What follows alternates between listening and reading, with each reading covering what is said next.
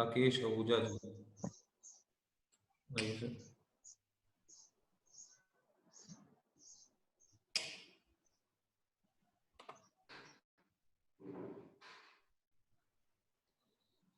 मैं मुकेश जी को दोबारा पूछता हूँ क्या हुआ।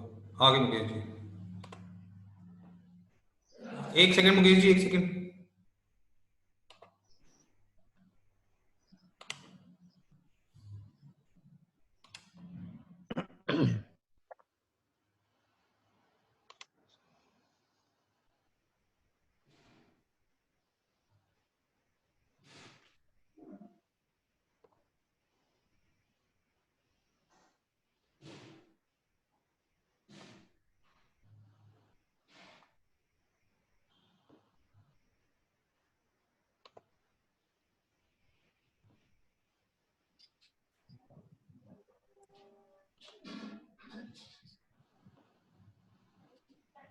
हाँ जी मुकेश जी दोबारा ज्वाइन हो गए मेरे साथ।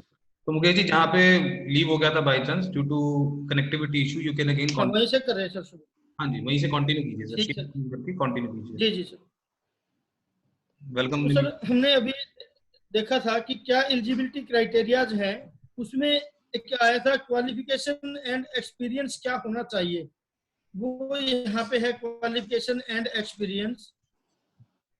एक इंश्योरेंसी प्रोफेशनल रजिस्टर होने के लिए हमें एक एग्जाम पास करना पड़ता है, लिमिटेड एग्जामिनेशन, और एक आगे अभी प्रोग्राम कर रही है इंस्टीट्यूट ग्रेजुएट इंश्योरेंसी एग्जामिनेशन के लिए, जिसमें फुल टाइम कोर्स हो जाएगा ये। अभी फिलहाल एक सिंगल पेपर पास करना है, लिमिटेड इंश्योरेंसी एग्जामिनेशन, और वो करने के लिए कोई भी अदर क्राइटेरिया नहीं है पास करने के लिए। उसके लिए रजिस्टर होने के लिए कुछ कंडीशंस हैं। वो या तो 15 साल का मैनेजमेंट एक्सपीरियंस होना चाहिए, या 10 साल का experience as a CA, as a CS, या एज ए कॉस्ट अकाउंटेंट, या advocate with bar council. Criteria है रजिस्ट्रेशन के लिए। एग्जामिनेशन के लिए कोई क्राइटेरिया नहीं, एग्जाम कोई भी दे सकता है, चाहे वो इससे कम एक्सपीरियंस हो या ना हो, लेकिन वो रजिस्टर नहीं हो सकता। रजिस्ट्रेशन के लिए कम से कम ये एग्जाम क्वालिफिकेशन और एक्सपीरियंस होना जरूरी है कि 15 साल का मैनेजमेंट के एक्सपीरियंस होना चाहिए किसी भी कंपनी में, बैचलर डिग्री होनी चाहिए उसकी, या फिर वो 10 साल का experience as a CA, as a CS, as a cost accountant या हो, तभी वो आईपी रजिस्टर्ड हो सकता है विद आईबीबीआई। उसके बाद इसके एग्जामिनेशन की बात करें हम, कैसे आप इसको एग्जाम रजिस्ट्रेशन कर सकते हो अपना, कैसे इनरोलमेंट कर सकते हो। यहाँ पे हमने स्क्रीन में दिया है कि एक वेबसाइट है www.ibbi.gov.in, ये वेबसाइट है। इस वेबसाइट पे आप जाते हैं तो वहां पे आपको एग्जामिनेशन में लिमिटेड सोल्वेंसी इंसोल्वेंसी एग्जामिनेशन के नाम से मिलेगा। उस पे आप एनरोलमेंट अपना कर सकते हैं। आपकी ईमेल आईडी, मोबाइल नंबर, अपनी सारी प्रीलिमिनरी डिटेल्स सब डालेंगे तो वहां पे आप रजिस्ट्रेशन कर सकते हैं। और 1500 रुपए की फीस पे करनी पड़ेगी हमें हर एग्जाम के लिए। कोई भी नंबर ऑफ एग्जाम्स की लिमिट नहीं है, आप जितनी बार मर्जी एग्जाम दे सकते हैं, जितनी बार मर्जी आप एग्जाम में अपियर हो सकते हैं। हर बार सिर्फ आपको इनरोलमेंट दोबारा करना पड़ेगा और 1500 रुपए की फीस देनी पड़ेगी। और इस जब हम एग्जाम पास कर लेंगे, एग्जाम पास करने के 12 महीने के अंदर अंदर हमें इंसॉल्वेंसी प्रोफेशनल एजेंसी आईपीए के पास अपना रजिस्ट्रेशन करवाना पड़ेगा। उस आईपीए के पास हमारा रजिस्ट्रेशन होगा तभी हम आईबीबीआई के पास रजिस्टर्ड हो सकते हैं, नहीं तो हम आईबीबीआई के पास डायरेक्ट रजिस्ट्रेशन के लिए एप्लीकेशन नहीं दे सकते। तो सबसे पहले हमें एग्जाम अपने को इनरोलमेंट करना है, एग्जाम पास करना है और आईपीए के पास अपना रजिस्ट्रेशन करवाना है। जब आईपीए हमें इनरोल करेगी उसके बाद हम आईबीबीआई में अपने रजिस्ट्रेशन के लिए भेज देंगे फॉर्म, तो हम इंश्योरेंसी रजिस्टर्ड इंश्योरेंसी प्रोफेशनल हो जाएंगे, जिससे हम आगे असाइनमेंट ले सकते हैं और एज ए आईपी काम कर सकते हैं।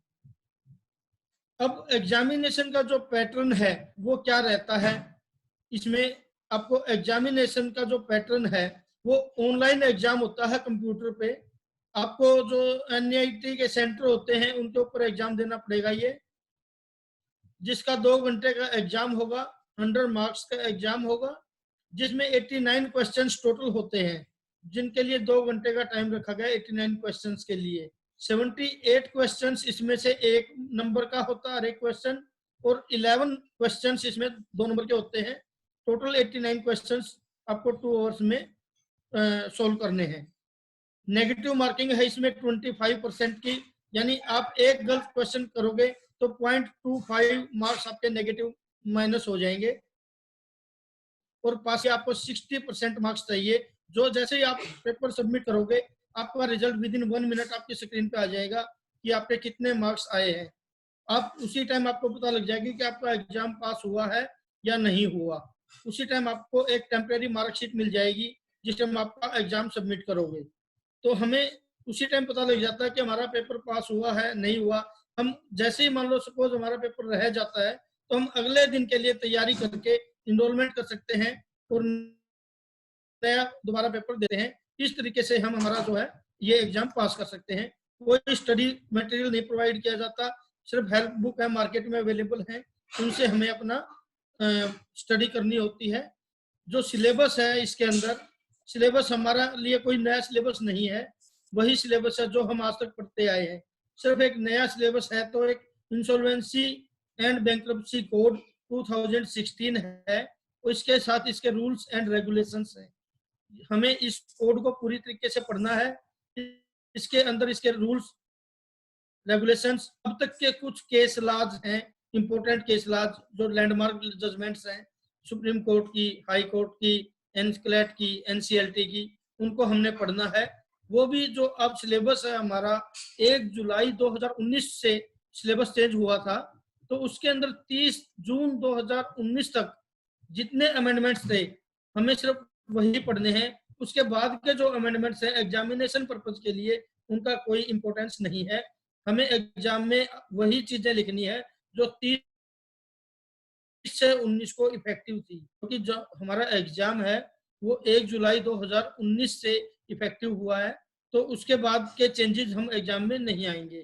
तो ये हमारा एग्जामिनेशन का पैटर्न है इसका। इस तरीके से इस क्वालिफिकेशन क्राइटेरिया, इस एलिजिबिलिटी क्राइटेरिया के साथ हम एक रजिस्टर्ड इंसॉल्वेंसी प्रोफेशनल बन सकते हैं और अपने आप को इस फील्ड में वर्किंग करने के लिए एक प्रोफेशनल के रूप में अब रजिस्टर्ड कर सकते हैं। अब जो इंसॉल्वेंसी प्रोफेशनल है वो क्या करता है, उसके क्या फंक्शंस हैं, क्या काम है इंसॉल्वेंसी प्रोफेशनल के।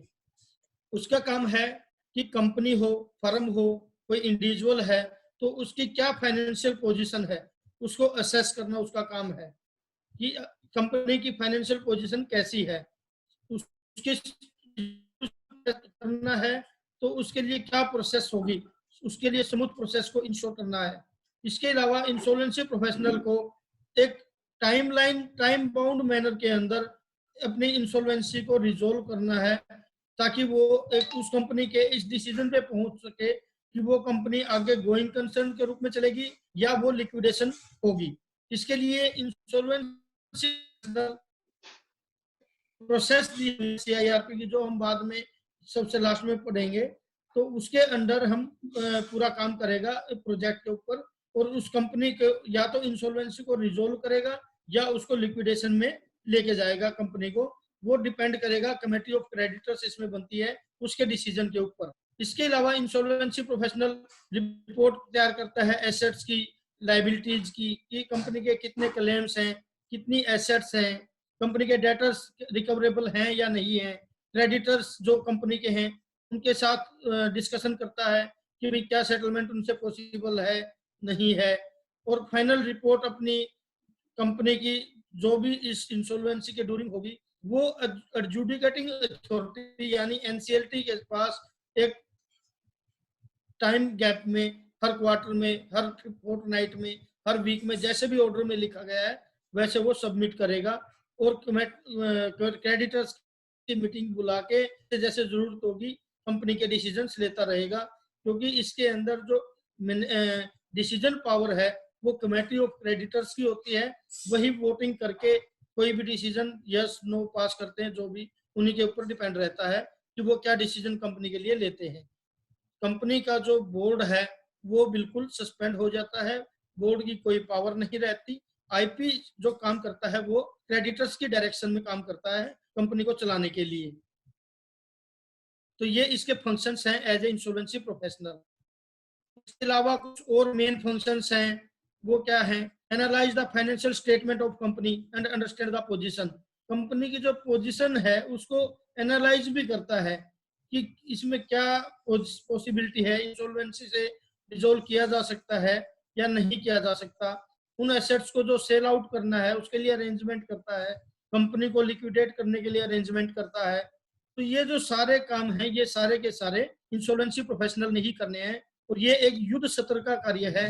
क्योंकि इसके अंदर जैसे ही हमें असाइनमेंट मिलता है, ये हमें जरूरी नहीं कि हम असाइनमेंट अपने आप लें, हमें एनसीएलटी की तरफ से, एडजुडिकेटिंग अथॉरिटी की तरफ से भी असाइनमेंट अलॉट हो सकता है, और वो पता नहीं कब हो जाए। जिस दिन भी कोई केस हमें मिल गया, हमें उसी दिन तैयार रहना पड़ता है उसके सारे काम करने के लिए, क्योंकि इसमें सोचने के लिए कोई टाइम नहीं होता कि अब हम क्या प्लानिंग करें।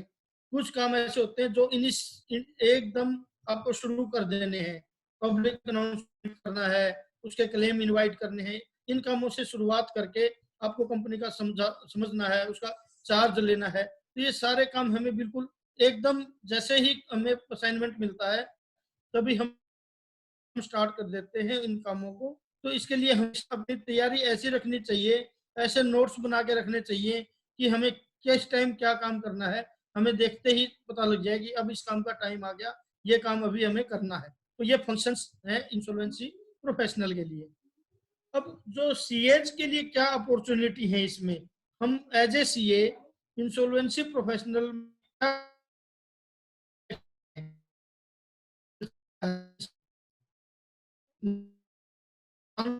है कि जैसे ही कोई असाइनमेंट मिलती है हमें उसी टाइम शुरुआत करना पड़ता है काम को। तो प्री सीआईआरपी की जो तैयारी है, जो प्री सीआईआरपी है, सीआईआरपी शुरू होने से पहले के जो काम है वो हमें तैयार रखने पड़ते हैं। उसके लिए सीए से हम कंसल्ट कर सकते हैं। ये मान लो मेरा फील्ड कुछ, हर सीए अलग अलग फील्ड में काम करता है। कोई इनकम टैक्स का काम कर रहा है, कोई जीएसटी का कर रहा है, कोई बैंक फाइनेंस का कर रहा है, कोई इंश्योरेंसी का कर रहा है। हर सीए का अपना अपना फील्ड है। तो एक सीए आज हर फील्ड में कोई भी परफेक्ट नहीं है, तो उसको अलग अलग फील्ड के लिए अलग अलग प्रोफेशनल्स की जरूरत पड़ती है, और उसको अपॉइंट करने की जो पावर है वो आईपी की होती है। इंश्योरेंसी प्रोफेशनल की पावर होती है कि वो अदर प्रोफेशनल को अपॉइंट कर सके। तो जैसे ही कोई केस मिलता है तो आईपी भी अदर प्रोफेशनल को अपॉइंट करता है, उसके लिए सीए की भी रिक्वायरमेंट पड़ती है, सीएस की भी रिक्वायरमेंट पड़ती है, एडवोकेट्स की भी रिक्वायरमेंट पड़ती है, वेल्वर्स की रिक्वायरमेंट पड़ती है, फोरेंसिक ऑडिटर्स की अपॉइंटमेंट की जरूरत पड़ती है। तो ये सारे कामों में हमें प्रोफेशनल्स की रिक्वायरमेंट पड़ती है, अकाउंटिंग के लिए जरूरत पड़ती है। तो एज ए सीए इसके अंदर इतनी अपॉर्चुनिटीज हैं। सपोज हमने रेजुलेशन प्लान तैयार करवाना है किसी के लिए, तो वो भी सीए ही जो प्रोजेक्ट रिपोर्ट बना सकता है, वो उसको अच्छे तरीके से ड्राफ्ट कर सकता है रेजुलेशन प्लान को। वो समझ सकता है कि कंपनी के लिए क्या आगे प्रॉब्लम्स आ सकते हैं चलाने में। वो हर एंगल से उसको रिस्ट्रक्चरिंग का प्लान दे सकता है कि कंपनी किस तरीके से गोइंग कंसर्न के रूप में काम कर सकती है। जो फोरेंसिक ऑडिटर है वो भी हम सीए का ही कोर्स कर सकते हैं। फोरेंसिक ऑडिटर है, ट्रांजैक्शन ऑडिट है, ये भी इसमें जरूरत पड़ती है करवाने की। जो बैक 2 साल पहले के या 1 साल पहले का जैसा भी रिक्वायरमेंट है वैसे हमें ऑडिट करवानी पड़ती है फाइनेंशियल रिकॉर्ड्स की। क्या फ्री जो हमारा पहले का मैनेजमेंट था उसने कोई फ्रॉडुलेंटली कोई ऐसा काम तो नहीं किया जिसके कारण ये कंपनी आज इंसॉल्वेंसी की पोजीशन में आ गई है। यदि ऐसी कोई सिचुएशन है, यदि हमें लगता है उस ऑडिट से कि पहले वाले मैनेजमेंट ने ऐसे काम किए हैं जिसके कारण ये कंपनी इंसॉल्वेंसी की पोजीशन में आई है, तो वो पर्सनली लायबल हो जाते हैं इसके लिए। तो इसलिए ये ऑडिट करवाई जाती है। वो रिकवरी भी की जा सकती है उनसे। एनसीएलटी में हम एप्लीकेशन लगा के ऑर्डर ले सकते हैं और रिकवरी का ऑर्डर भी ले सकते हैं। उन ट्रांजेक्शन को नल एंड वाइड भी करवा सकते हैं। तो इन सब के लिए हमें जरूरत प्रोफेशनल्स की इसके अंदर पड़ती है। हम इसमें एज ए आईपी भी काम करते हैं, एज ए फोरेंसिक ऑडिटर भी करते हैं, एज ए प्रोफेशनल भी करते हैं, एज ए ऑडिटर भी करते हैं, एज ए वैल्यूअर। वैल्यूएशन का एक बहुत बड़ा रोल है इसमें। 3 तरह की वैल्यूएशन होती हैं कंपनी में। एक तो लैंड और बिल्डिंग एक एसेट होती है, उसकी वैल्यूएशन होती है, जो कि आर्किटेक्ट ही कर सकता है, सिविल इंजीनियर होगा वही करेगा। इसके अलावा एक प्लांट एंड मशीनरी की ऑडिट वैल्यूएशन होगी, जिसके लिए जो इंजीनियर होंगे, मैकेनिकल इंजीनियर वही कर सकते हैं। और इसके अलावा एक तीसरी ऑडिट है सिक्योरिटीज एंड फाइनेंशियल एसेट्स की valuation. Securities and financial assets की वैल्यूएशन सिर्फ और सिर्फ वैल्यूअर, जो फाइनेंशियल वैल्यूअर है वही करेगा, और उसके लिए सीए सीएस यही हो सकते हैं, और ये आर्किटेक्ट वगैरह नहीं हो सकते। तो हम इसमें वैल्यूएशन का भी कोर्स कर सकते हैं, एफए का कोर्स होता है, उसके द्वारा भी हम इसमें आईबीसी में वर्क कर सकते हैं। आईबीसी अभी जो शुरू हुआ था 2016 में आया आईबीसी, इससे पहले आईबीसी नहीं था। बैंक वगैरह जो अपनी क्रेडिटर्स अपने डेटर्स से पैसे की रिकवरी करते थे, उसके लिए या तो सरफेसी एक्ट में या डीआरटी में जाके या कहीं भी जाके रिकवरी करते थे, जो टाइम ले लेता था। आज आईबीसी आने के कारण टाइम बाउंड प्रोग्राम है ये। इसमें 180 दिन का टाइम होता है आईपी के पास। वो 180 दिन में या कंपनी को रिजोल्व करेगा इंसॉल्वेंसी को, या फिर उसको लिक्विडेशन में लेके जाएगा। और मैक्सिमम 90 दिन की एक्सटेंशन मिल सकती है इसमें। 180 दिन हमें शुरू में एक्ट ने दिए, और 90 डेज की मैक्सिमम एक्सटेंशन जो सिर्फ एक बार मिल सकती है, वो एनसीएलटी से मिल सकती है। तो 270 दिन का टाइम है, और टाइम इसमें एक्सक्लूजन का टाइम है। कोई लीगल एक्टिविटीज हुई है, कोई केस बीच में आ गया, उसका टाइम खराब हो गया, तो 60 दिन का एक्सक्लूजन टाइम है। टोटल 330 दिन या तो कंपनी रिजोल्व होगी या कंपनी लिक्विडेट होगी, सिर्फ 2 ही काम होंगे, तीसरा कोई काम नहीं हो सकता। या तो कंपनी गोइंग कंसर्न रहेगी या लिक्विडेशन में जाएगी, कंपल्सरी लिक्विडेशन में। तो इसलिए इस काम को हम प्रोफेशनल ही कर सकते हैं अच्छे तरीके से, क्योंकि हमें आज जितने भी कंप्लायंसेज हैं एक्ट्स के, वो हम कर रहे हैं अलग अलग एक्ट्स के, जीएसटी हो, इनकम टैक्स हो, कंपनी एक्ट हो, कोई भी एक्ट हो, आज उनके जो कंप्लायंसेज कर रहे हैं, हम पता है कि किस काम को करने के लिए कितना टाइम चाहिए, उसकी प्लानिंग हम करते हैं। तो इसी तरीके से आईबीसी में भी प्लानिंग का बड़ा इंपॉर्टेंस है। तो इसलिए इसमें प्रोफेशनल का बहुत ही बढ़िया रोल है, और प्रोफेशनल्स इसमें काम करेंगे, जितने भी प्रोफेशनल्स इसमें होंगे। इसके अलावा इसमें जो कोई भी रिस्ट्रक्चरिंग का प्रोग्राम मिलता है, हमें रिस्ट्रक्चरिंग करनी पड़ती है कंपनी की, तो उसके लिए भी प्रपोजल, कोई भी बैंकेबल प्रोजेक्ट है वो भी सीए तैयार कर सकता है। कोई भी report reviewing the various risk involve in restructuring, कोई भी रिस्क है रिस्ट्रक्चरिंग में, वो हर एंगल से देखा जाएगा कि क्या रिस्क है, क्या इसमें स्ट्रेंथ्स हैं, सारे रिस्क को ध्यान में रखा जाएगा। इसके अलावा जो अपॉर्चुनिटीज हैं, हम अपने अपीयरेंस दे सकते हैं। एनसीएलटी में हम अपीयर हो सकते हैं एज ए सीए, एनसीएलटी में हम अपीयर हो सकते हैं as a CA. High court supreme court में सिर्फ एडवोकेट अपीयर हो सकते हैं, वहां पे हम अपीयर नहीं हो सकते। तो सपोज आज मेरे पास एक क्लाइंट है जिसको अपना इंसॉल्वेंसी रेजोल्यूशन करवाना है, अपनी कंपनी को इंसॉल्वेंसी में लेके जाना है, तो उसके लिए मैं यदि आईपी अपॉइंट होना चाहता हूं, तो मैं उसका केस आगे एनसीएलटी में नहीं सकता, क्योंकि मैं या तो उसका आईपी अपॉइंट हो सकता हूं या उसमें उसको एनसीएलटी में अपीयरेंस कर सकता हूं, केस फाइल कर सकता हूं। तो यदि मुझे केस फाइल करना है, तो मुझे या तो किसी एडवोकेट की या सीए की या सीएस की जरूरत पड़ेगी। वो केस फाइल करेगा, उसमें जो इंसॉल्वेंसी प्रोफेशनल है वो अपने आप को अपॉइंटमेंट के लिए परमिशन देगा, अपने आप को अपॉइंट करवा सकेगा। दोनों काम एक आईपी नहीं कर सकता, वो या तो आईपी अपॉइंट हो सकता है या वो एनसीएलटी में अपीयरेंस दे सकता है, दोनों काम नहीं कर सकते। कोई भी एडवाइजरी सर्विसेज चाहिए जीएसटी पे, इनकम टैक्स पे, अपील्स में, क्योंकि कंपनी है, कंपनी किस लेवल की है हमें नहीं पता, उस कंपनी की अपील्स भी होंगी, स्क्रूटनी केसेस भी होंगे, कुछ और केसेस भी होंगे, तो उन सब के लिए हमें प्रोफेशनल्स तो अपॉइंट करने ही पड़ते हैं। तो एज ए सीए हमारे पास अपॉर्चुनिटी है कि हम आईबीसी में भी अपना काम करें, आईबीसी को भी एक अपना फील्ड बनाएं, बहुत अच्छा फील्ड है। अभी तक इंडिया में total maximum 3000 IBC IP registered है, सिर्फ 3000 आईपीज हैं, जिसमें सीए, सीएस, एडवोकेट, मैनेजमेंट और कॉस्ट अकाउंटेंट सब मिला के 3000 हैं। इंडिया में इतना बड़ा इंडिया है, इतनी ज्यादा कंपनियां हैं, तो 3000 आईपीज कुछ भी नहीं है, जिसमें से 30 से 40% आईपीज एक्टिव भी नहीं है, वो सिर्फ रजिस्टर्ड तो हैं लेकिन वर्किंग नहीं कर रहे। तो इसमें बहुत स्कोप आगे आईबीसी में है। अभी तो ये सिर्फ कंपनीज के ऊपर अप्लीकेबल हुआ है, नोटिफाई हुए हैं इसके रूल्स रेगुलेशंस। आगे आने वाले टाइम में ये इंसॉल्वेंसी जो है इंडिविजुअल और पार्टनरशिप भी होगी, उसमें भी बैंक्रप्सी प्रोसेस होगी, तो उसमें भी जो रजिस्टर्ड आईपीज होंगे वही वर्क कर पाएंगे, जो रजिस्टर्ड आईपीज नहीं होगा वो अपॉइंट नहीं हो पाएगा। तो बहुत स्कोप अभी है इसमें कि हम इस कोर्स की तरफ भी थोड़ा सा अपना देखें, काम क्या हम इसमें निकाल सकते हैं काम। तो अपने आप को आप रजिस्टर करें, इनरोलमेंट करें और इसमें वर्किंग करें। अब हम आते हैं कोड के ऊपर कि ये कोड है क्या। इंसॉल्वेंसी एंड बैंक्रप्सी कोड 2016 क्या है ये कोड, इसमें क्या क्या काम होता है। तो सबसे पहले तो ये कोड है, एक्ट नहीं है, इसका नाम इंसॉल्वेंसी एंड बैंक्रप्सी एक्ट नहीं है, ये कोड है इंसॉल्वेंसी एंड बैंक्रप्सी कोड, जो कि 2016 में आया है।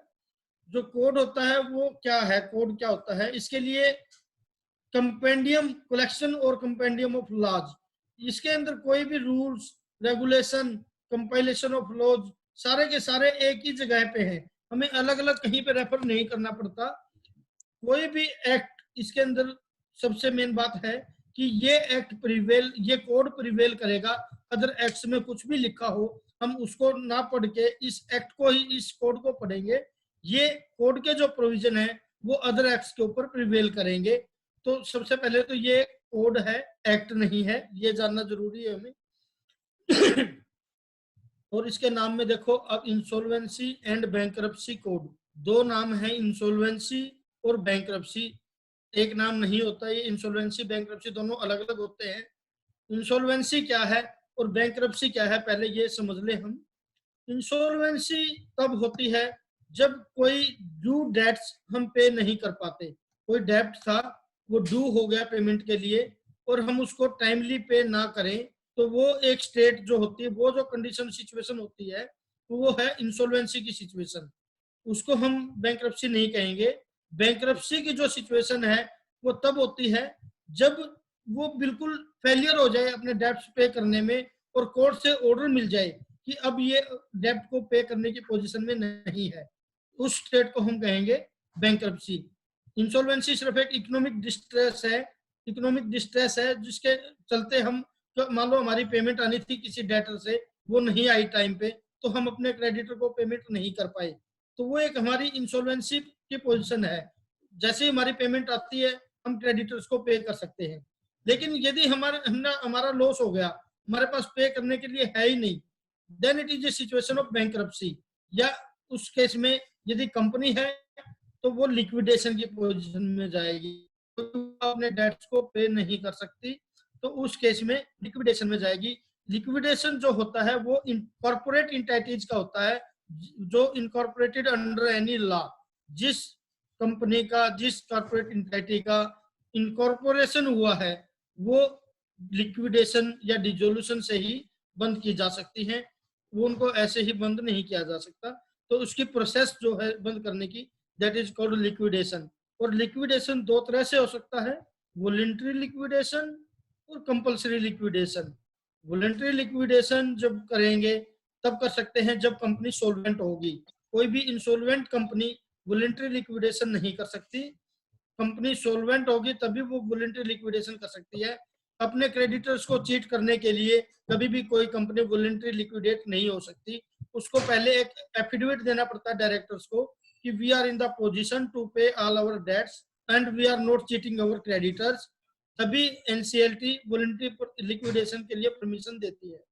और कंपल्सरी जो लिक्विडेशन होता है वो अंडर आईबीसी एक्ट होता है। आईबीसी में यदि 180 दिन प्लस 90 डेज प्लस 60 डेज यानी 330 दिन में भी हम सीआईआरपी में कंपनी को रिजोल्व ना कर पाए तो फिर कंपल्सरी लिक्विडेशन उस कंपनी का करवाना पड़ेगा, क्योंकि 330 दिन में हम रेजुलेशन प्लान को पास नहीं कर पाए तो कंपलसरी लिक्विडेशन की पोजीशन में कंपनी जाएगी और वो कंपनी लिक्विडेट होगी, उसकी एसेट्स को सेल आउट करके क्रेडिटर्स को पे किया जाएगा। इसके अंदर एक वाटरफॉल मैकेनिज्म है कि सबसे पहले हम किसको पे करेंगे, उसके बाद किसको पे करेंगे, उसके बाद किसको पे करेंगे। उसी प्रोसेस में वाटरफॉल मैकेनिज्म के अंदर ही कंपनीज की एसेट्स की जो प्रोसीड्स होंगी उसका डिस्ट्रीब्यूशन किया जाएगा और वो सारा काम लिक्विडेटर करता है। और लिक्विडेटर जो अपॉइंट हो सकता है वो भी एक इंसॉल्वेंसी प्रोफेशनल ही अपॉइंट हो सकता है। इसके अलावा कोई भी अदर पर्सन लिक्विडेटर अपॉइंट नहीं हो सकता, चाहे वो वॉलंटरी लिक्विडेशन हो चाहे वो कंपल्सरी लिक्विडेशन हो। तो आप अभी इस चीज से भी समझ गए होंगे कि कंपनीज के अंदर हमारी इंसॉल्वेंसी प्रोफेशनल का जो कोर्स है उसकी कितनी इंपॉर्टेंस है।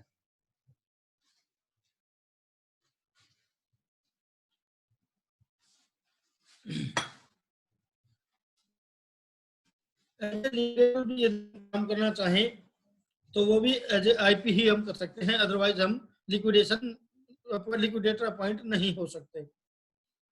इस एक्ट के आने से अदर कुछ एक्ट्स थे जो पहले चलते थे उनमें कुछ में चेंज आ गया, कुछ एक्ट खत्म कर दिए गए, रिपील हो गए हैं। तो दो एक्ट थे जो इंसॉल्वेंसी के लिए थे पहले, वो रिपील कर दिए गए हैं।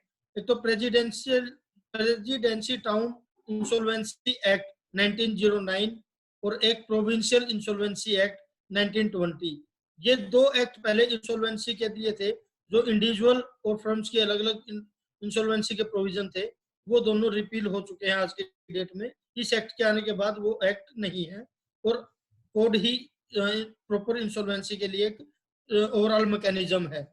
इसके अलावा कुछ अदर एक्ट्स थे जिनके अंदर अमेंडमेंट्स की गई है एज अंडर फॉर आईबीसी। एक पहले होता था SICA act, sick industrial companies special provisions repeal act 2003। उसके अंदर प्रोविजंस अमेंडमेंट की गई हैं कि क्या प्रोविजंस जो कोड को और इसमें दोनों के बीच में कोई कॉन्ट्राडिक्टरी ना हो, तो इसलिए कोड के अंदर चेंज करने की बजाय इन एक्ट्स में अमेंडमेंट्स कर दी गई कि वे कोड के साथ तालमेल बना रहे इनका। Recovery of debts due to banks and financial institutions act 1993, RDDBI act होता था, उसके अंदर भी चेंजेस किए हैं। एक सरफेसी एक्ट है 2002, securities and reconstruction of financial assets and enforcement of security interest act 2002, SARFAESI act में भी चेंजेस किए गए हैं। और कंपनीज एक्ट 2013 जो कंपनी एक्ट है इसके अंदर किए हैं जो कॉन्ट्राडिक्ट ना करें।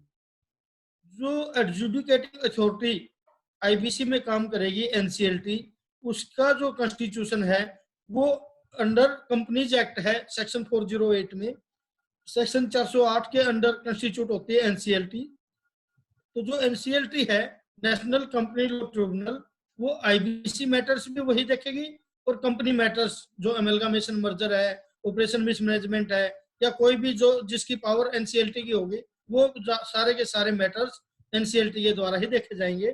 तो इसके लिए एडजुडिकेटिंग अथॉरिटी आईबीसी के लिए भी एनसीएलटी है, कंपनीज मैटर्स के लिए और कॉर्पोरेट एंटिटीज के लिए। इंडिविजुअल और पार्टनरशिप फर्म्स के लिए जो इसमें एडजुडिकेटिंग अथॉरिटी रहेगी वो डीआरटी रहेगी, डेट रिकवरी ट्रिब्यूनल। डीआरटी में और एनसीएलटी ये दो एडजुडिकेटिंग अथॉरिटीज होंगी। और अपील के लिए भी इन दोनों की आगे अपीलेट ट्रिब्यूनल है। एनसीएलटी के लिए national company law appellate tribunal है और डीआरटी के लिए डेब्ट रिकवरी अपीलेट ट्रिब्यूनल है। और इसके बाद सीधा सुप्रीम कोर्ट केस जा सकता है, बीच में हाई कोर्ट नहीं आता। इसमें हाई कोर्ट एडजुकेट कोई भी अथॉरिटी नहीं है आईबीसी के अंडर। एनक्लेट से या डीआरएटी से कोई भी केस आगे जाएगा अपील में तो वो सीधा सुप्रीम कोर्ट में जाएगा और वो क्वेश्चन ऑफ लॉ के ऊपर ही जाएगा, फैक्ट्स के ऊपर कोई केस सुप्रीम कोर्ट में नहीं जा सकता। यदि क्वेश्चन ऑफ लॉ इन्वॉल्व है तभी हम अपील करके सुप्रीम कोर्ट में फाइल करते हैं। अब इस एक्ट की क्या एप्लीकेबिलिटी है, किसके ऊपर एप्लीकेबल है, क्या स्कोप है, क्या हो सकता है इस एक्ट से। ये जो एक्ट है, कोड है, आईबीसी जो कोड है, ये एप्लीकेबल है all kinds of corporate enterprises. जितनी भी कॉर्पोरेट इंटरप्राइजेज हैं, कंपनीज हैं, चाहे वो 1956 एक्ट में बनी, 2013 के एक्ट में बनी, एलएलपीज पार्टनरशिप फर्म्स और इंडिविजुअल्स, इन सब के ऊपर insolvency and bankruptcy code applicable है। इसका स्कोप क्या कर सकते हैं, इस कोड में क्या क्या वर्किंग है। एक तो इंसॉल्वेंसी रेजुलेशन, सबसे पहले तो कंपनी हो, इंडिविजुअल हो, उसकी इंसॉल्वेंसी को रिजोल्व किया जाता है CIRP के प्रोसेस से, या यदि वो पॉसिबल नहीं है तो लिक्विडेशन। लिक्विडेशन जो हो सकता है वो सिर्फ कंपनीज का हो सकता है, इंडिविजुअल का लिक्विडेशन नहीं हो सकता। वॉलेंटरी लिक्विडेशन, सोल्वेंट इंसॉल्वेंसी भी कर सकते हैं इस एक्ट के अंडर, और बैंक्रप्सी, इंडिविजुअल को बैंक्रप्ट भी कर सकते हैं। तो ये 4 स्कोप हैं इस एक्ट में, इंसॉल्वेंसी, लिक्विडेशन, वॉलेंटरी लिक्विडेशन और बैंक्रप्सी। ये 4 काम इस एक्ट में हो सकते हैं। जो स्ट्रक्चर है इस IBC कोड का, उसके अंदर टोटल 255 सेक्शंस हैं कोड में, जो कि 5 पार्ट्स में डिवाइडेड है, 5 पार्ट्स में 255 सेक्शंस डिवाइडेड इनटू 5 पार्ट्स। जो पहला पार्ट है कोड का, वो सिर्फ 3 सेक्शंस दिए हुए हैं उसमें, सेक्शन 1 से लेके सेक्शन 3 तक, जो कि प्रिलिमिनरी सेक्शंस हैं कि एक्ट, इस कोड का नाम क्या होगा, कहाँ पे एप्लीकेबल होगा, और कुछ डेफिनेशंस इंपॉर्टेंट जो हैं, जो इस कोड में यूज होती हैं, वो इसमें दी गई हैं सेक्शन 1 से 3 तक। और उसके बाद आता है पार्ट 2, जिसमें सेक्शन 4 से लेके सेक्शन 77 तक की एप्लीकेबल है इसमें, सेक्शन 4 से 77, जो एप्लीकेबल है कॉर्पोरेट पर्संस के ऊपर, कंपनीज के ऊपर सिर्फ। और कंपनीज के ऊपर 2 प्रोसेस मैंने आपको बताई, इंसॉल्वेंसी और लिक्विडेशन। इन दोनों के लिए ही जो प्रोविजन है वो सेक्शन 4 से लेके 77 तक में दिए हुए हैं, insolvency resolution and liquidation for corporate persons, जो अभी नोटिफाई हो चुका है, एप्लीकेबल है, जो इस टाइम इन यूज है। पार्ट 3 जो मैंने रेड भी किया हुआ है, सेक्शन 78 से लेके 187 तक। पार्ट 3 जो है 78 से 187, जो एप्लीकेबल है insolvency and bankruptcy of individuals and partnership firms. Act में तो इसके सारे सेक्शन आ गए हैं, बट इसको अभी नोटिफाई नहीं किया गया है सेक्शंस को, इसके रूल्स एंड रेगुलेशंस अभी नहीं आए हैं, इसलिए ये पोर्शन अभी हमारा जो पार्ट 3 है वो एप्लीकेबल नहीं है। अभी हम सिर्फ जो इंसॉल्वेंसी और लिक्विडेशन ऑफ कॉर्पोरेट पर्संस कर रहे हैं, इंडिविजुअल और पार्टनरशिप के ऊपर अभी ये कोड एप्लीकेबल नहीं है। उसके बाद आता है पार्ट 4, सेक्शन 188 से 223 तक का, जिसके अंदर रेगुलेशन हैं, उनके ऊपर रेगुलेटरी है, उसके कोई भी मैनेजमेंट उनको कैसे करना है, उसके ऊपर कोई डायरेक्शंस देनी है, कोई रेगुलेशन लेके आने हैं। इसी तरह एजेंसीज, जो एजेंसीज है वो कौन सी है एजेंसीज, इंसॉल्वेंसी प्रोफेशनल एजेंसीज, जो IPs को इनरोल करती हैं, वो एजेंसीज, इसको भी रेगुलेट करने के लिए इन्हीं सेक्शंस में दिया गया है। और इंफॉर्मेशन यूटिलिटीज, इंफॉर्मेशन यूटिलिटीज वो है जिनके पास डाटा डिफॉल्ट का और क्लेम का डाटा सेव करते हैं, रिकॉर्ड करते हैं, वो होती है इंफॉर्मेशन यूटिलिटीज। उनका भी रेगुलेशन जो किया जाता है इसी पार्ट में, इसी प्रोविजंस में किया जाता है। उसके बाद आता है पार्ट 5, सेक्शन 224 टू 255, सेक्शन 224 से लेके 255 तक में मिसलेनियस, यानी कि जो अदर स्टैट्यूट्स जैसे कंपनीज एक्ट है, उनके अंदर कोई अमेंडमेंट्स करनी है, सरफेसी में अमेंडमेंट्स करनी है, किसी भी दूसरे एक्ट में अमेंडमेंट्स करनी है, तो उसका जो प्रोविजन है वो पार्ट 5 के अंदर आता है। तो इस तरीके से ये जो एक्ट कोड है ये 255 सेक्शन में और 5 पार्ट में डिवाइडेड है, और इसके अंदर 12 शेड्यूल्स हैं, किस एक्ट में क्या अमेंडमेंट हुए हैं वो शेड्यूल में दिए गए हैं। टोटल 12 शेड्यूल्स हैं, वो 12 शेड्यूल इसमें इसका पार्ट है कोड का। इसके अलावा रूल्स और रेगुलेशंस है। रूल्स जो होते हैं वो सेंट्रल गवर्नमेंट बनाती है, और रेगुलेशन जो हैं वो IBBI यानी बोर्ड उसको बनाता है रेगुलेशंस को, और रूल्स जो नोटिफाई करती है वो सेंट्रल गवर्नमेंट नोटिफाई करती है। अब जो फ्रेमवर्क है इस कोड का, कैसे ये एक्ट काम करता है, वो हम एक देखते हैं। इसमें रेगुलेटर होता है, इसमें आईबीबीआई जो रेगुलेट करता है पूरे प्रोविजंस को। Insolvency and bankruptcy board of India, IBBI इसमें रेगुलेटर होता है, जो 3-4 इंटाइटी जो इसमें नीचे दी हुई है इनको रेगुलेट करता है। सबसे पहले इंसॉल्वेंसी प्रोफेशनल एजेंसीज यानी आईपीए, आईपीए को रेगुलेट करता है आईबीबीआई। इंडिया में 3 आईपीए है अभी। पहला एक आईसीएआई का आईपीए है, Indian institute of insolvency professionals of ICAI, यानी ट्रिपल आईपीआई ऑफ आईसीएआई। यानी जितने भी हमारे इंस्टीट्यूट है, 3 इंस्टीट्यूट हमारे, सीए इंस्टीट्यूट, सीएस इंस्टीट्यूट और सीएमए इंस्टीट्यूट, सीडब्ल्यूए इंस्टीट्यूट, इन तीनों ने अपनी सेक्शन 8 कंपनी बनाई हुई है और तीनों के आईपीए रजिस्टर्ड हैं आईबीबीआई में। वो 3 आईपीए अभी हमारे as a IPA body work कर रही है इंडिया में। तो कोई भी मेंबर, वो चाहे एडवोकेट है, उसको भी इन तीनों के अंडर ही अपना रजिस्ट्रेशन एज ए आईपीए करवाना पड़ेगा। चाहे वो बैंक से रिटायर्ड कोई 15 इयर्स के एक्सपीरियंस वाला मैनेजमेंट का बंदा है, उसको भी इन्हीं आईपीएस के अंडर अपना रजिस्ट्रेशन करवाना पड़ेगा। उसके लिए ये नहीं है कि एडवोकेट अपना बार काउंसिल का रजिस्ट्रेशन करवा ले। यदि आईबीबीआई में एज ए आईपी काम करना है तो इन 3 आईपीएस के अंडर ही अपना रजिस्ट्रेशन उसको करवाना पड़ेगा। उसके बाद है आईपी, इंसॉल्वेंसी प्रोफेशनल्स। जो भी आज 3000 के करीब इंडिया में रजिस्टर्ड इंसॉल्वेंसी प्रोफेशनल्स हैं, उनको भी आईबीबीआई और आईपीए ये दोनों मिला के रेगुलेट करते हैं। पहले तो इंसॉल्वेंसी प्रोफेशनल को होता है आईपीए का, और उसके बाद आईबीबीआई, उसके ऊपर ये 2 बॉडीज हैं जो दोनों मिलके रेगुलेशन करती हैं। इसके बाद है इंसॉल्वेंसी प्रोफेशनल इंटाइटीज, एक आईपीई होता है, इंसॉल्वेंसी प्रोफेशनल इंटाइटीज। ये क्या होता है आईपीई?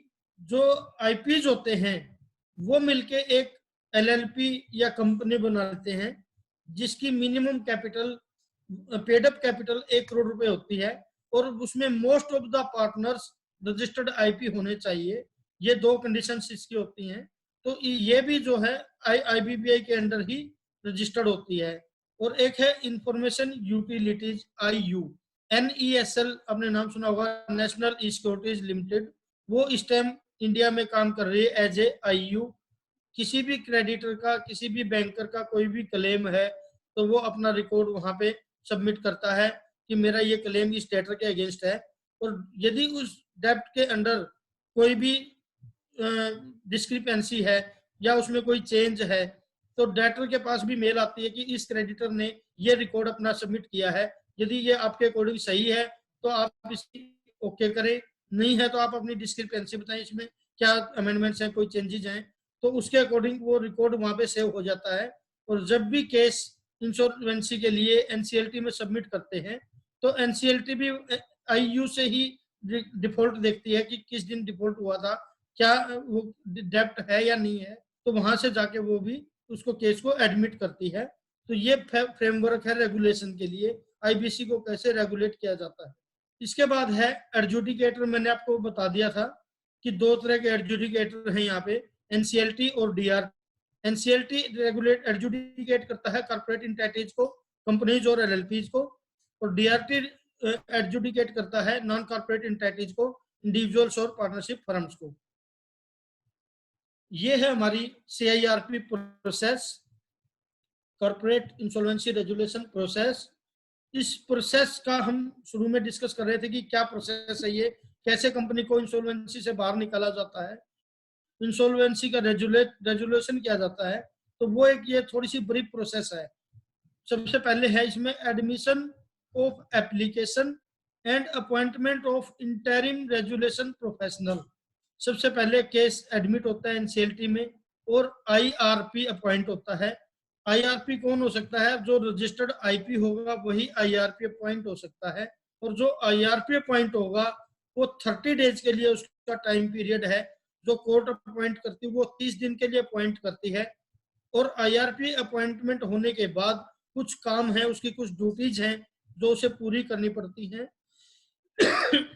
सबसे पहले उसको पब्लिक अनाउंसमेंट करनी पड़ती है कि 2 न्यूज़पेपर में, एक इंग्लिश न्यूज़पेपर में और एक हिंदी न्यूज़पेपर, जो वहां का लोकल न्यूज़पेपर है जिस एरिया में कंपनी का रजिस्टर्ड ऑफिस है या प्रिंसिपल बिजनेस का ऑफिस है, उस एरिया में वो पब्लिक अनाउंसमेंट करता है कि जिस भी क्रेडिटर्स पर फॉर्मेट दिया हुआ है फॉर्म में है, उसी में वो पब्लिक अनाउंसमेंट होती है कि क्रेडिटर्स को जो अपना क्लेम उस अनाउंसमेंट के अकॉर्डिंग उस आईपी के पास फाइल कर सकते हैं।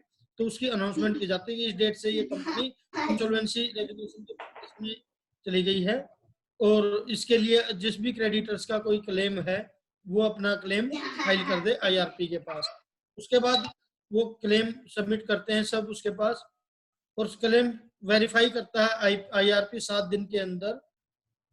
3 दिन में पब्लिक अनाउंसमेंट करनी होती है, अगले 11 दिन में क्लेम आने का टाइम होता है, उसके बाद 7 दिन में वेरिफिकेशन प्रोसेस होती है, और उसके प्रोसेस होने के बाद 2 दिन के अंदर कमेटी ऑफ क्रेडिटर्स बनानी पड़ती है, सीओसी जिसको बोलते हैं शॉर्ट में।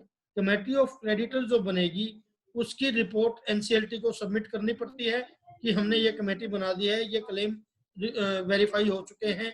जो क्लेम अनवेरीफाइड है उनको भी रिपोर्ट में लिखना पड़ता है कि ये क्लेम अभी अंडर या रिजेक्टेड है। तो इस तरीके से हम सीआईआरपी की जो प्रोसेस है 30 डेज की, उस 30 दिन के अंदर ही आईआरपी को सीओसी की पहली मीटिंग, फर्स्ट मीटिंग जो होगी सीओसी की, वो आईआरपी ही करवाएगा विद इन 30 डेज। 23 दिन में वो सीओसी बनाएगा और अगले 7 दिन में मीटिंग करवाएगा। सीओसी की फर्स्ट मीटिंग कॉल की जाएगी। उस मीटिंग में जितने भी फाइनेंशियल क्रेडिटर होंगे कंपनी के, 2 तरह के क्रेडिटर होते हैं, एक फाइनेंशियल क्रेडिटर, एक ऑपरेशनल क्रेडिटर। जो फाइनेंशियल क्रेडिटर होंगे उनकी वोटिंग राइट होते हैं, ऑपरेशनल क्रेडिटर का कोई भी वोटिंग राइट नहीं होता। और ऑपरेशनल क्रेडिटर वही मीटिंग में जा सकते, अटेंड कर सकते हैं जिनका ड्यूज, एग्रीगेट ड्यूज का 10% या उससे ज्यादा है। यदि उससे कम है तो नहीं हो सकता। तो इस तरीके से ये एक प्रोसेस है जिसको हम पूरा करते हैं, और उसके बाद वो इंफॉर्मेशन मेमोरेंडम तैयार करता है आईपी कंपनी की एसेट लायबिलिटी के क्या है, उसकी क्या प्रोडक्शन प्रोसेस है, क्या प्रोडक्शन है, क्या सेल है, सब। और जो रेजुलेशन एप्लीकेंट होता है वो रेजुलेशन एप्लीकेंट अपना रेजुलेशन प्लान आईआरपी के पास, क्योंकि जो आईआरपी है वो 30 दिन का टाइम होता है। उसके बाद जो अपॉइंटमेंट होती है, चाहे वही आईआरपी आगे कंटिन्यू करे या कोई नया आईपी आए, उसको हम बोलेंगे रेजुलेशन प्रोफेशनल। वो इंटरिम पीरियड नहीं होगा, वो आरपी कहलाएगा। आगे का काम उसमें 30 दिन के बाद का वर्किंग जो होगी अप टू लिक्विडेशन, वो आरपी करेगा। और आरपी ये सारे काम करने के बाद यदि वो प्लान सीओसी ने अप्रूव कर दिया रेजुलेशन प्लान को, तो वो प्लान आरपी फिर एनसीएलटी को सबमिट करेगा अप्रूवल के लिए, और एनसीएलटी भी उसको अप्रूव कर देती है। तो वो प्लान सबके ऊपर, हर स्टेक होल्डर के ऊपर बाइंडिंग हो जाता है, और उसके बाद company as a going concern काम करती है। और यदि प्लान को सीओसी या एनसीएलटी दोनों में से कोई भी रिजेक्ट कर दे तो वो कंपनी फिर लिक्विडेशन में चली जाती है, उसके वो कंपनी गोइंग कंसर्न काम नहीं कर सकती। तो ये एक सीआईआरपी की प्रोसेस है। Thank you all. आपका बहुत बहुत धन्यवाद, आपने इतने कंसंट्रेशन से इतना टाइम दिया अपना बिजी शेड्यूल से। Thank you managing committee Panipat branch.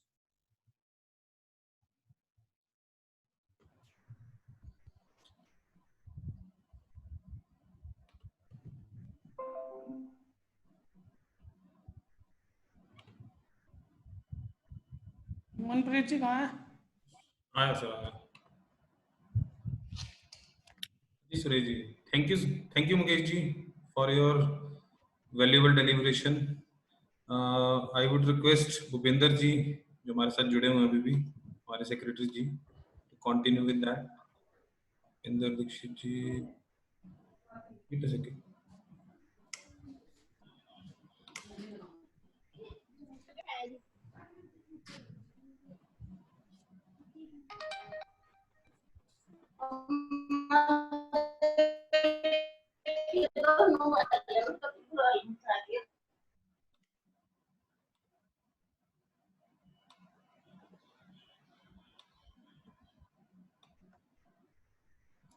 Bhupendra जी,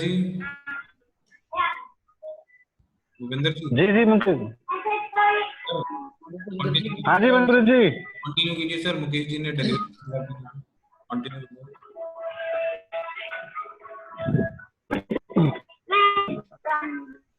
आपकी वीडियो नहीं आ रही मेरे पास। इनकी मेरे पास किसी की वीडियो नहीं आ रही। पर वो आप वीडियो ऑन कीजिए ना, आपने नीचे वीडियो स्टॉप तो नहीं कर रखी है? भूपिंदर जी आपकी आप अपना ऑडियो दो ना। visible नहीं है। ऑडियो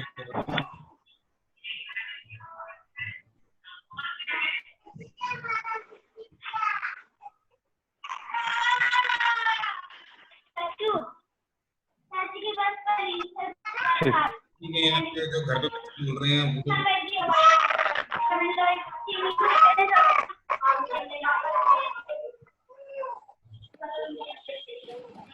लगता है भूपेंद्र जी भूपिंदर जी का कोई नेटवर्क इशू हो रहा है। Continue with that.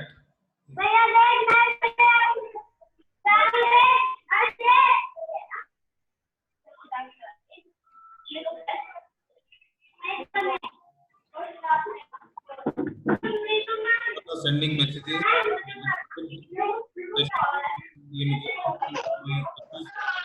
मंत्री साहब वो तो दो फिनिश करो। I'm doing that. I'm concluding that. So it's a first webinar organized by the Panipat branch of NIRC of ICI, and I would thank all the members who had joined. Some had left already. And thank you, Mukesh Mittal ji, for knowledge.